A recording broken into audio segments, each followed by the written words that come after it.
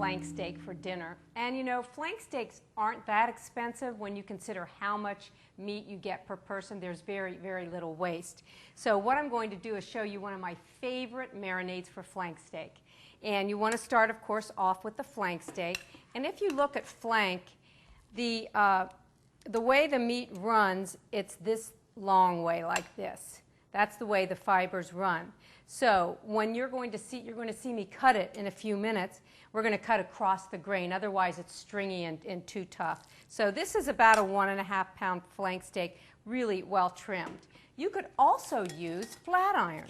Now, flat iron and skirt steaks are really in the news because they're very trendy. The flat iron steak actually comes from the chuck. It's got that great, good beef, chuck beef flavor. And again, it's a tougher piece of meat, but slicing it across the grain will give you wonderful flavor. So you could do this as well. And I think the flat iron in our stores are less expensive than the chuck. So either works well. So there's your meat. Now we're going to talk about the marinade. And you know, this is a real easy marinade, and I just love it just because it is so easy, and again with common ingredients. And I'm going to eyeball it here. You want to start off with a 1/2 cup of soy sauce. And I don't use light soy because sometimes the flavor isn't there, but if you're watching your sodium and you need light soy, make sure, read the label so it has less sodium than the regular soy.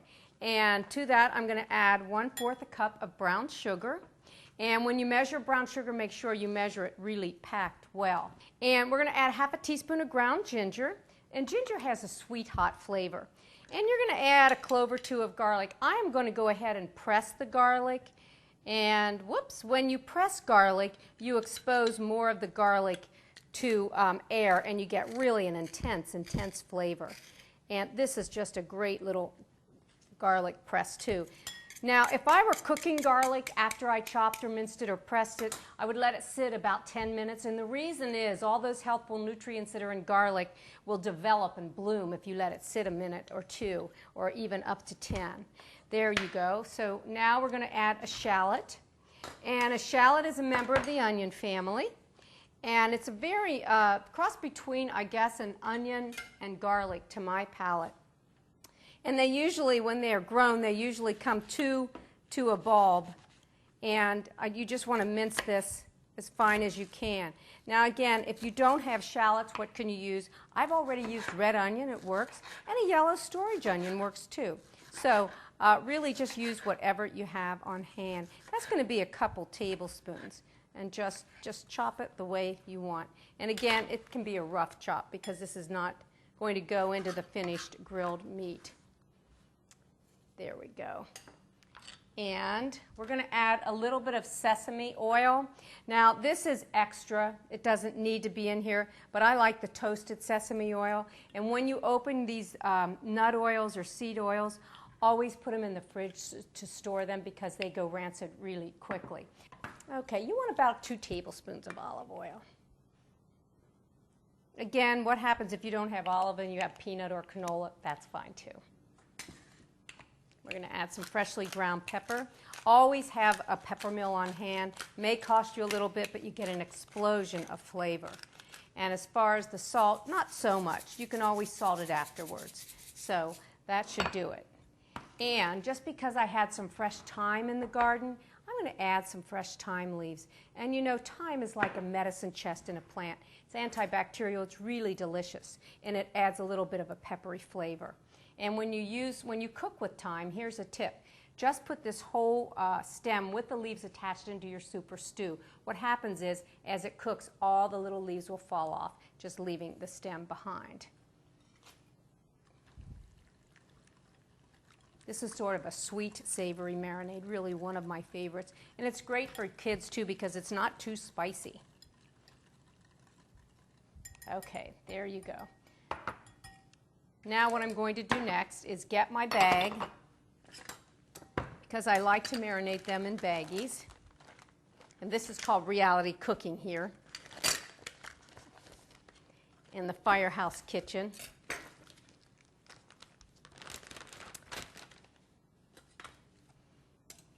There we go.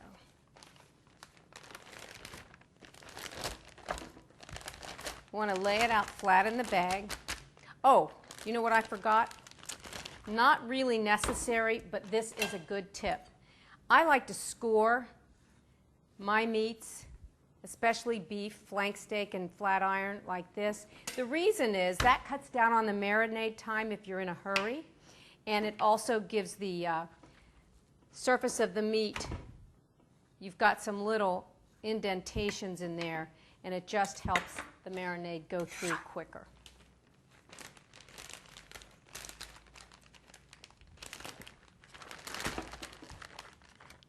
There we go.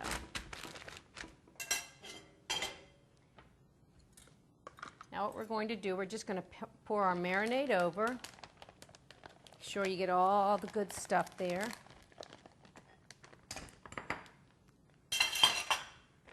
And you want to force all the air out. And the reason is when you force the air out, what happens there is all the marinade goes into the meat and it sits right against the meat. So there you go. Now you can marinate this anywhere from 4 hours to overnight. And just remember, if you do it like during the day, think about if you're past the fridge, just turn it a few times. But that is it. And stay tuned because we're going to grill this wonderful flank steak. Okay, welcome back. I've had my flank steak on the grill pan. And by the way, this is a cast iron grill pan. Really, really wonderful browning. And the edges do get hot, so don't try and pick up the handles by yourself. Make sure you have a mitt. And I just threw some tomatoes on here to grill alongside. Again, thinking what you have in your vegetable bin would work well. And this took about 5 to 7 minutes on each side. See how it looks. Oh, it looks great. Now, normally what you want to do is you want to let the meat rest for about 10 minutes. And if you want, you can tent it over with foil, but don't put the foil on so tight that it steams the meat. So we're going to let this rest about 10 minutes and come back, so stay tuned. Well, our meat's been resting about 10 minutes or so, and what resting allows meat to do is redistribute the juices, because the coolest plate of a flat piece of meat or a steak is in the center, and all the juices run into the center when you let it just sit. So you really want to make sure that you let it rest a little bit. And we're going to slice it on the diagonal, and I'll show you how to slice that. And just a little tip.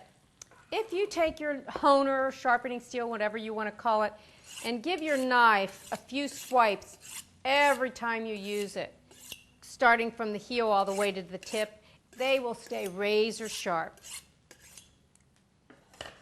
So let's start slicing. And remember, the grain of the meat runs this way, so you want to slice it opposite. Otherwise, you're going to wind up with lots of stringy meat. And I like my flank steak about medium rare. Now, what happens if you're serving friends and you've got too rare for them? You can always throw it back on the grill. But once you go beyond medium rare, you know, you can't take that away. So just make sure that you do it medium rare, and then you can always add it, put it on the grill a little bit longer. So we're just going to continue to slice this, so stay tuned, and I'll show you how we're going to present it.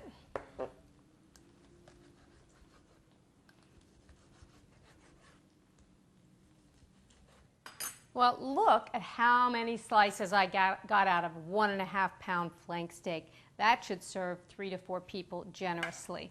And again, slicing it on the diagonal gives you more surface area. That way you won't need a knife, and it will allow the meat to stay very, very tender. And I'm just putting this on a bed of mixed greens. By the way, this is delicious cold, topped as a topper for your supper salad. It's great in fajitas. There we go. And we're going to take our slightly grilled tomatoes and use them as a garnish.